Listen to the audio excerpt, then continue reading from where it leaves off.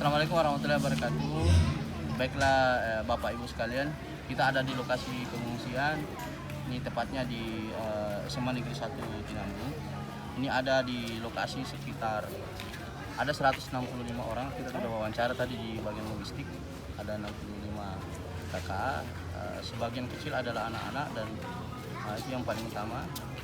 Dan ini adalah ada Bapak siapa Pak namanya? Muhammad Marjuni S. Ya, ini adalah salah satu korban yang mengalami 2 kali guncangan. Ya, yang sebelumnya guncangan pertama yaitu yang sekitar 5,2. Yang terakhir itu dia juga yang pada saat tengah malam itu dia juga alami.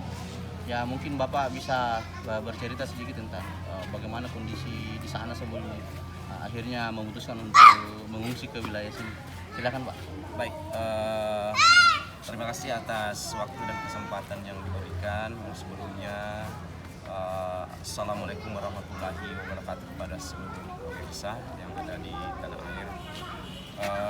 Saya atas nama salah satu kepala keluarga Muhammad Marjuni S dan nama istri saya Marliana, 1 orang anak perempuan 9 tahun atas nama Mutia Zahra. Dan kami berasal dari Desa Mekata, Dusun Samalio, Kecamatan Malunda, Pak.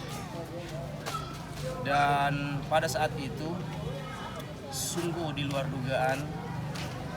Cuaca pun alhamdulillah pada hari itu Kamis luar biasa cerahnya.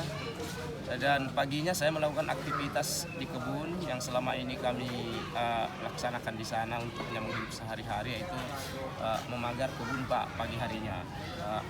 Pagi saya ke gunung bersama istri mengambil bambu untuk bahan pagar kebun. Kemudian setelah itu kami turun, saya langsung pagar.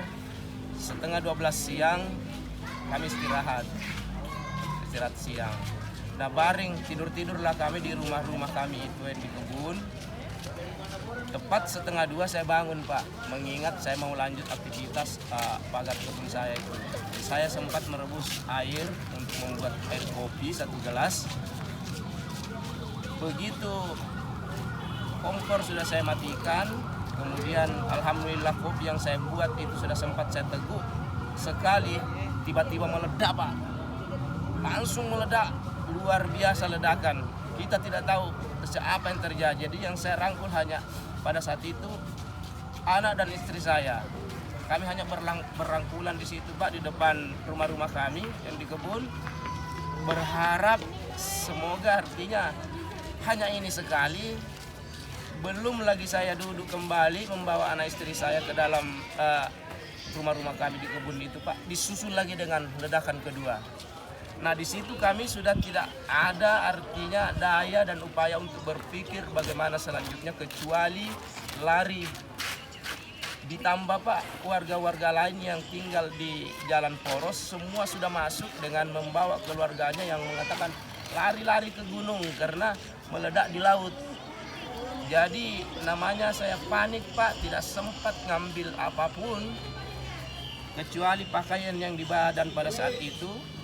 Saya punya 1 sepeda motor, saya ambil kunci kontak saya bawa istri saya ikut rombongan mendekati pegunungan karena menurut info bahwa meledak di laut. Nah, alhamdulillah kami sampai masuk ke lereng gunung, ada rumah-rumah di kebun itu tempat pengasapan kopra. Itu kami tempati berteduh Pak sehingga malam hari. Dan yang paling mengerikan yang tidak bisa saya lupakan nantinya pengalaman ini yang menimpa kami luar biasa, cobaan yang kami alami. Kembali kejadiannya kurang lebih jamnya waktu siang dengan malam ini, malam Jumatnya Pak. Hujan lebat, angin kencang, tiba-tiba ledakan lagi yang luar biasa, lebih besar daripada yang siangnya. Sementara kami hanya berteduh di bawah gubuk-gubuk, bukan juga rumah Pak, karena tempat pembuatan kopra. Nah, di situ kami berteduh dengan berjumlah 7 kepala rumah tangga. Kami berkumpul di situ sekeluarga. Dan di situ yang kami dengar pada malam itu setelah selesai ledakan itu Pak, hanyalah suara gemuruh yang dari gunung, batu runtuh semua. pohon kayu tumbang,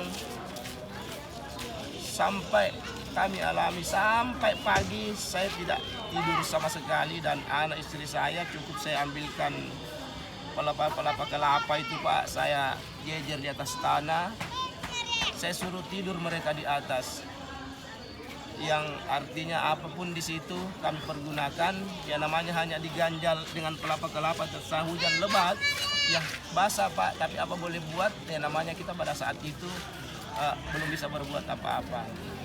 Nah pagi harinya saya Pak berusaha mau meloloskan diri, karena saya tidak bisa bertahan di tempat seperti itu dengan membawa anak istri Pak. Tempat makanan tidak usah disebut, selama 2 hari 2 malam di dalam kami Pak hanya makan kelapa muda. Itu saja Pak, makan kelapa muda. Jadi pas hari ketiga pagi saya memberanikan diri mencari-cari jalan. Ternyata akses jalan kami lewati masuk itu juga sudah putus pada malam itu, tidak bisa dilewati. Jelas kalau bawa kendaraan tidak bisa.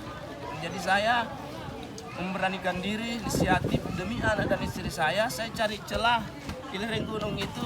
Saya lihat ada artinya yang bisa dilewati walaupun resikonya luar biasa, tetapi hitungan saya kalau memang kita masih diberikan umur panjang sama Yang Maha Kuasa, insya Allah saya bisa lolos dengan berapa waktu, sekalipun medannya itu sangat curam. Saya memaksakan diri Pak dengan satu keluarga saya beserta istri dan anak saya. Saya seret Pak anak saya itu, saya pesan istri saya setelah menuruni di atas bukit yang kami tidak bisa lewati, saya pesan sama istri saya. Karena itu Pak rawa-rawa, waktu digarap saja lumpurnya segini. Kita bayangkan setelah tidak dirawat apalagi habis diguncang Pak. Yang jelas saya pernah coba turun dengan saya coba satu kaki dulu. Masuk semua ini Pak, saya raba-raba di bawah, tidak ada sama sekali dasar tanah.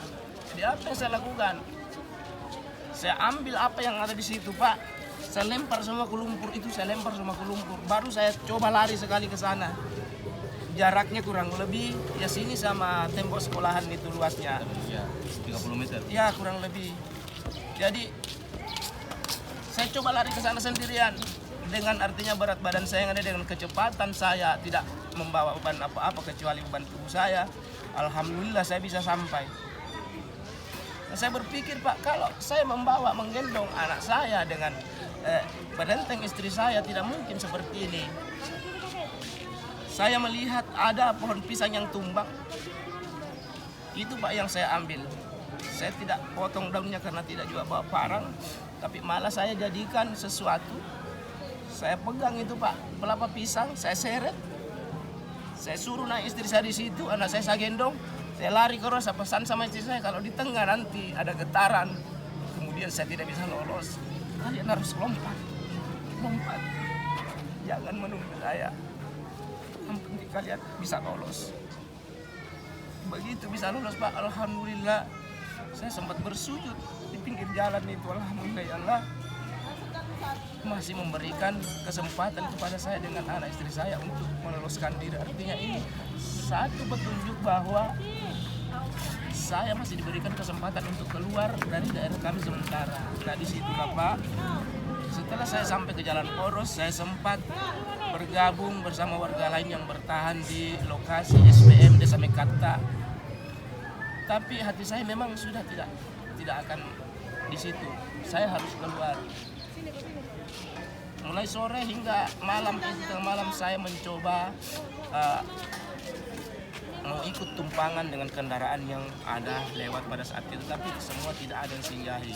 Kalau di daerah Malunda ini Pak, dari Malunda ada namanya Desa Mekata itu ya nyaris warganya sudah mengungsi semua. Ada yang beberapa sampai di sini, di SMK juga ada, di Palipis juga ada, di rumah polisi. Jadi pengungsian di daerah sekitar wilayah gempa juga sudah banyak. Ada juga yang bertahan di sana untuk tidak meninggalkan kampungnya, karena ya ada pun kita harus ketahui bahwa kondisinya segala cara orang sudah gunakan untuk bisa bertahan hidup. Nah, termasuk di daerah Ulu Manda ini itu agak susah untuk aksesnya kita ke sana. Di Gunung Manda kabarnya ada satu lereng gunung itu yang tempat perbukitan, tempat pemukiman warga itu sampai hari ini warganya tidak ditemukan. Tim SAR juga sudah tidak diizinkan untuk melakukan evakuasi karena rentan. Ya, terima kasih Bapak Ibu sekalian, terima kasih Pak Muhammad. Ya, semoga kita semua selamat bisa kembali beraktivitas ke kampung halaman masing-masing. Terima kasih Pak atas wawancaranya. Demikian Bapak Ibu sekalian, semoga Bapak Ibu dan sekalian bagi yang ingin berdonasi